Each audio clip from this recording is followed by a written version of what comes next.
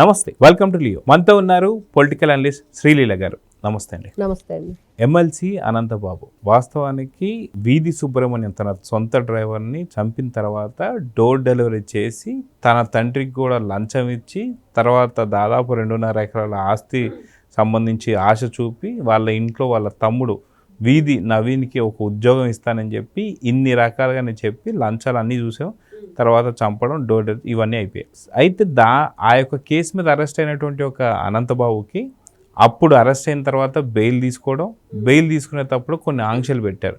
ఏ సాక్షుల్ని ప్రభావితం చేయకూడదు, వాళ్ళని ఎటువంటి ఉద్దేశపూర్వకంగా నువ్వు చేయ, కానీ మళ్ళీ అదే సాక్షులకు సంబంధించి ₹1,00,000 తలా 1,00,000 ఇవ్వడం, మళ్ళీ అక్కడున్న రౌడీ షీటర్కి 25,000 లంచం ఇవ్వడం, దాంతోపాటు వైట్ పేపర్ మీద సంతకాలు, ఇవన్నీ కూడా చూస్తూ వస్తున్నాం.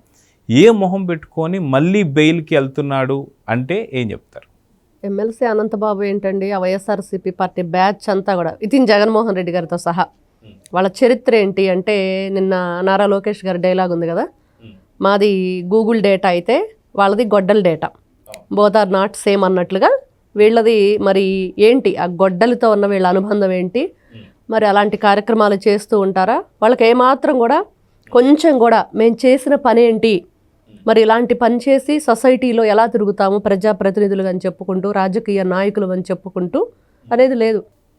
మరి జగన్మోహన్ రెడ్డి గారిని ఇప్పుడు అందరం కూడా నీ తల్లి చెల్లి మరేంటి సంగతి, మరి నువ్వు చేసిన గత రాజకీయ పరిపాలన అని చెప్పుకుంటూ రాష్ట్రాన్ని ఏ విధంగా దొంగలు దోపిడీ చేశావు, లక్షల కోట్ల రూపాయలు దోచేసావని చెప్పి అడుగుతుంటే, మరి ఎప్పుడు కూడా మీడియా ముందుకు వచ్చినప్పుడు దానికి సమాధానం చెప్పడు ఆయన, ఏదేదో మాట్లాడుకుంటూ వెళతాడు. కాబట్టి వాళ్ళకి చీమ గుట్టినట్లు కూడా అనిపించదు. మమ్మల్ని కాదు అనుకొని మమ్మల్ని కాదని తుడిపేసుకొని వెళ్ళిపోతారు. మొహాన్ని ఉమ్మినా కూడా తుడిపేసుకొని వెళ్ళే రకాలు. మరి అట్లాంటి వ్యక్తుల్లో మరి జూనియర్ జగన్ అని చెప్పుకునే ఎమ్మెల్సీ అనంతబాబు, మరి ఈయన ముద్దుగా జూనియర్ జగన్ అని ఆ ప్రాంత ప్రజలందరూ పిలుస్తారంట వైఎస్ఆర్సీపీ పార్టీ, పర్టికులర్ వాళ్ళు ఇంకెవరు పిలుస్తారులేండి. కాబట్టి ఇప్పుడు ఆయనకి నిజంగా మీరు అంటున్నట్లుగా ఏమనిపించట్లేదంటే, ఎందుకు అనిపించిద్ది? సాక్షుల్ని కిడ్నాప్ చేసి ఒక హోటల్లో బంధించి మీ శవాలను కూడా లేకుండా చేస్తానని చెప్పటం కానివ్వండి, నువ్వు ఒక కిరాతకమైన పని చేసి ఒక హంతకుడివి, మరి ఆ హంతకుడిగా ఉండి ఇప్పుడు ప్రజెంట్ ఎమ్మెల్యేగా ఉన్న మరి ఒక మిరియాల శిరీష గారిని అనుకుంటా నాకు తెలిసి, మన్యం జిల్లాలో ఆవిడ కాన్స్టిట్యున్సీలో, మరి ఆవిడని కూడా నేను అమెరికాలో ఉండి చిటికేస్తే చాలు నిన్ను ఇక్కడ లేపేస్తారని చెప్పి మీడియా ముందుగా మాట్లాడాడు. మరి ఆ రోజున కూటమి ప్రభుత్వం ఎందుకండి ఆయన మీద కేసు నమోదు చేయలేదు? ఎందుకు దాన్ని వీళ్ళు సుమోటోగా పరిగణలో, ఒక సిట్టింగ్ ఎమ్మెల్యే మీద నువ్వు అలాంటి మాటలు మాట్లాడుతుంటే ఎలా ఊరుకోవాలి? మరి ఇట్లాంటి వ్యక్తులు అంటే ఇక్కడ ప్రభుత్వంది కూడా తప్పుంది, వీళ్ళ మీద కేసులు ఫైల్ చేస్తూ వెళ్ళాలి. ఎక్కడా కూడా చిన్న ఇది కూడా లేకుండా ఏ కేసు ఏ విధంగా మాట్లాడితే దాని మీద కేసు బుక్ చేసుకుంటూ ఇట్లాంటి వ్యక్తుల్ని పగడ్బందీగా బంధించాలి. అది చేయకపోవటం వల్ల ఈ రోజున ఆల్రెడీ ఒకసారి బెయిల్ తీసుకొని బయటకు వచ్చి రూల్స్ అన్నీ కూడా అతిక్రమించి అన్ని విధాలుగా కూడా ఎన్ని రకాలు చేశాడు చూడండి. భార్యాభర్తలు ఇద్దరు కలిసి, మళ్ళీ ఒకడు కూడా కాదు. మరి ఆవిడ కూడా మొన్నటి వరకు బెయిల్ కోసం చూసింది. మరి దొంగచాటుగా తప్పించుకుంటూ కోర్టులో నక్కి ఎక్కడెక్కడో వీళ్ళు తిరిగి చివరికి దొరికారు. ఈరోజు మళ్ళీ బెయిల్ అడుగుతున్నారు అంటే మరి కోర్టు ఏ విధంగా దాన్ని రేపు మాట్లాడబోతుందో వినాలి. అయితే ఈ యొక్క వాదనలు జరుగుతున్నటువంటి టైంలో ఏదైతే ప్రభుత్వం నుంచి ముప్పాల సుబ్బారావు గారు కావచ్చు, అటు అనంతబాబు ఎమ్మెల్సీ సంబంధించి వాళ్ళకి సంబంధించిన లాయర్లు కావచ్చు, వీళ్ళ వాదనలు అంతా అయిపోయిన తర్వాత వచ్చే నెల 6వ తారీఖుకి ఈ వాయిదా వేసింది. సో వాస్తవానికి ఇలాంటి వాళ్ళు ఇప్పుడు ఏదంటే మనం ప్రజాస్వామ్యంలో ఉన్నాం కాబట్టి వీళ్ళు ఏదో మాట్లాడుతున్నారు, కానీ అదే నియంత్రణ పరిపాలన ఉంటే మటుకు ఇలాంటి వాళ్ళని ఏం చేసేవారని అందరికీ తెలిసిందే. నడి రోడ్లో ఖచ్చితంగా కాల్ చేసేటువంటి వాళ్ళు ఇదంతా జరిగింది. అయితే ఇలాంటి పరిస్థితుల్లో నిజంగా ఒక మనిషి హత్య చేసి నేనే హత్య చేశానన్న తర్వాత అప్పుడున్నట్టు పోలీస్ డిపార్ట్మెంట్ కూడా అనంతబాబు గారు హత్య చేశారని చెప్పి మాట్లాడడం ఇవన్నీ చూసిన తర్వాత బెయిల్కి సంబంధించినటువంటి ఒక నియమ నిబంధనతో మొత్తం తుంగలు తొక్కిన తర్వాత ఈరోజు మళ్ళీ వచ్చేసి బెయిల్ కావాలి అని చెప్పేసి అడగడాన్ని నిజం కోర్టు సమర్థిస్తుందా? అసలు దీన్ని అలా అడగడాన్ని కూడా ఎలా చూడాలంటారు? ఎమ్మెల్సీ అనంతబాబు అతని వీడియోలు కూడా చూసాం, మహిళలతో ఎంత అసభ్యంగా ప్రవర్తించే కానివ్వండి, తర్వాత ఇంటి ఎవరైతే వీధి సుబ్రహ్మణ్యం తల్లిని తండ్రిని వాళ్ళని కూడా బెదిరింపులకు గురి చేయటం. ఎందుకంటే స్వయంగా వీధి సుబ్రహ్మణ్యం తండ్రే ఒక ప్రముఖ మీడియా ముందు మాట్లాడిన వైనం. ఆ రోజున మరి ముప్పాల సుబ్బారావు గారు మాట్లాడారు. సుబ్బారావు గారు డేవన్లోనే చెప్పారు, మీ ఫ్యామిలీకి మేము అండగా నిలబడతామని. ఇప్పుడు కనీసం అండి వాళ్ళ ఎమ్మెల్సీ చంపి డోర్ డెలివరీ ఇచ్చిన తర్వాత ఆ కుటుంబానికి జగన్మోహన్ రెడ్డి ఏం చేశాడు?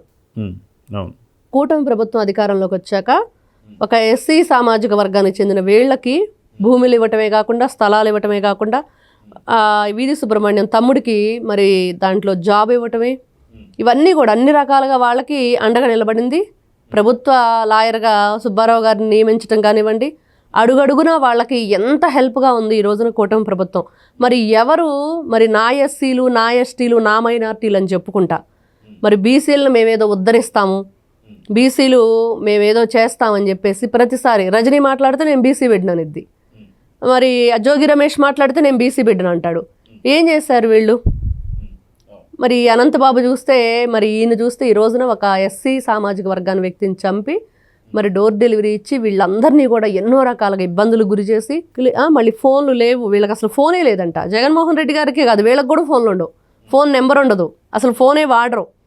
మరి అది వీళ్ళ పరిస్థితి. మరి వీడియో కాల్ ఏ ఫోన్లో చేశాడో మరి ఆయనే చెప్పాలి. అంటే ప్రతి 6 నెలలకి ఒకసారి అనంతబాబు కావచ్చు, వారి భార్య లక్ష్మీ దుర్గ కావచ్చు, వాళ్ళ బట్టలన్నీ కూడా 6 నెలలకి మేము ఇచ్చేస్తామని చెప్పేసి అన్నప్పుడు అంత డబ్బు ఉన్నప్పుడు ఫోన్లు లేకుండా ఎందుకు ఉంటారు? అదే మరి విచిత్రం. రేపు జడ్జి గారు నిజంగా ఎవరైతే సుబ్బారావు గారు మరి ఆయన అడగాలి రేపు ఏ ఫోన్లో వీడియో కాల్ మాట్లాడారు అని.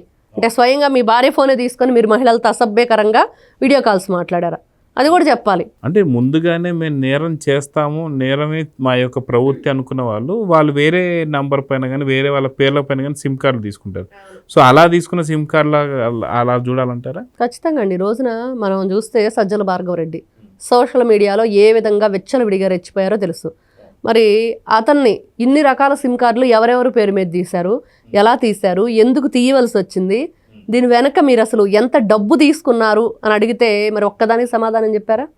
ఒక్కదానికి కాబట్టి ఒక్కదానికి కూడా ఎక్కడ ఆయన మరి సమాధానం లేని పరిస్థితి. మరి ఇట్లాంటి వ్యక్తులు, వీళ్ళకే సొంత ఫోన్లు ఉండవు, వీళ్ళు ఏదో ఒక పేరు మీదుగా దొంగ ఫోన్లు తీసుకుంటారు, దొంగల్లా బ్రతుకుతారు.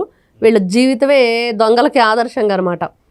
దొంగలు వీళ్ళని చూసి నేర్చుకోవాలి. అంటే దొంగలకు కూడా వీళ్ళు ట్రైనింగ్ ఇచ్చే రకంగా ఈ రోజున వైఎస్ఆర్సీపీ పార్టీలో ఎమ్మెల్సీలు, ఎమ్మెల్యేలు, మరి ఆ పార్టీ నాయకుడు కూడా అలానే ఉన్నాడు. వాళ్ళదో పార్టీ. ఇప్పుడు ఎవరి దగ్గర మీరు ఓ పార్టీని కొట్టేసి ఆ పార్టీని మేము బలోపేతం చేస్తాము, మేమేదో చేస్తాము, ప్రజల్లోకి వెళ్తాము, మాట్లాడతాము, ఇంకా ఈయన వచ్చి పాదయాత్ర చేస్తాడంట. ఏమని చేస్తాడండి జగన్మోహన్ రెడ్డి గారు? మరి ఇప్పుడు లండన్ వెళ్ళిన తర్వాత ఏదో విస్తృత సమావేశాలు పెట్టి ఎవరెవరినో ఊస్టింగ్ చేయాలి పార్టీలోంచి, మరి ఆ తర్వాత మన పార్టీ బలాన్ని చేకూర్చుకుందాము అని చెప్పేసి మాట్లాడుతున్నారు అనేది తెలుస్తుంది. అంటే మీరు ఎన్ని రకాలని ఎంతమందిని తీసేసినా మీ ప్రవర్తన అయితే మీరు మారలేరు కదా. అంటే పార్టీలో ఎంతమంది చేసినా సరే అవినాష్ రెడ్డిని తీయగలుగుతారా?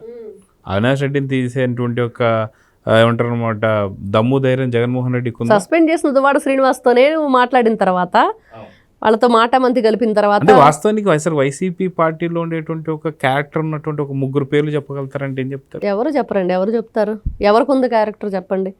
వాళ్ళకి ఎంతసేపటికి క్రెడిట్ చోరీ 5G రేంజ్లో చూసుకుపోతుందంటే ఎవరు క్రెడిట్ని ఎవరు చోరీ చేస్తున్నారు? ఇట్లాంటి వ్యక్తులు, వీళ్ళకి మంచితనం అనేది ఉందా? అసలు మనం భూతద్దం పెట్టి వెతికినా కూడా ఆ పార్టీలో కనిపించదు. ఎవరినని చెప్పుకోవాలి? ఏ విధంగా చెప్పుకోవాలి?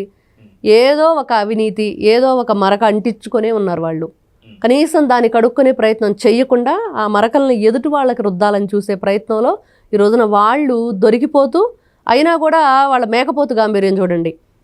మరి ఎమ్మెల్సీ అనంతబాబు అంత ధైర్యంగా మీడియా ముందుకు వచ్చి మరి మాకు ఉండిద్ది, మేము కూడా అమెరికాలో ఉండి చిటికేస్తే నిన్ను ఇక్కడ లేపేస్తారని ఒక మహిళా ఎమ్మెల్యే గురించి మాట్లాడితే మరి ఏ విధంగా ఊరుకోవాలండి? వీళ్ళని ఎందుకు కఠినమైన చర్యలు తీసుకోవట్లేదు? ఈ రోజున కూటమి ప్రభుత్వం మీద కూడా బాధ్యత ఉంది. మర్చిపోతే ఎట్లాగా? అభివృద్ధి సంక్షేమమే కాదు, ఇట్లాంటి వ్యక్తుల భరతం పట్టడంలో కూడా వాళ్ళు మరి ఏదో విధంగా ప్రజలు ఈ రోజున అదే కోరుకుంటున్నారు. గతంలో మేము చాలా ఇబ్బందులు పడి ఉన్నాం వీళ్ళ వల్ల రాష్ట్రంలో ఎన్ని విధాలుగా మనం నష్టపోయాము, మరి ఆ నష్టాన్ని మనం పూడ్చాలంటే ఖచ్చితంగా ఇట్లాంటి వ్యక్తులకు శిక్ష పడాలి. అనంతబాబుకి శిక్ష పడాల్సిందే. అతను అసలు బెయిల్ అడగటానికి కూడా అర్హత లేని వ్యక్తి అనేది వాస్తవం. సో చూద్దామండి, ఖచ్చితంగా ఎమ్మెల్సీ అనంతబాబు గారు ఎవరైతే ఉన్నారో ఆయన ఇప్పుడు మళ్ళీ బెయిల్కి సంబంధించి గతంలో ఉన్న ఆంక్షలన్నీ కూడా తుంగలో దొక్కడం, మళ్ళీ ఇప్పుడు ఆ సాక్షులను ప్రభావితం చేయడం, హత్య చేస్తా అని చెప్పి బహిరంగంగా బెదిరించడమే కాకుండా ఇప్పుడు మళ్ళీ బెయిల్ కోరుతున్నాడంటే నిజంగా ఎలా చూడాలి? సో దీని గురించి మొత్తానికి కూటమి ప్రభుత్వం మొత్తం కఠిన చర్యలు తీసుకుని అయితే కోరుకుందాం. నమస్తే. నమస్తే అండి. Please subscribe to Leo news for more videos.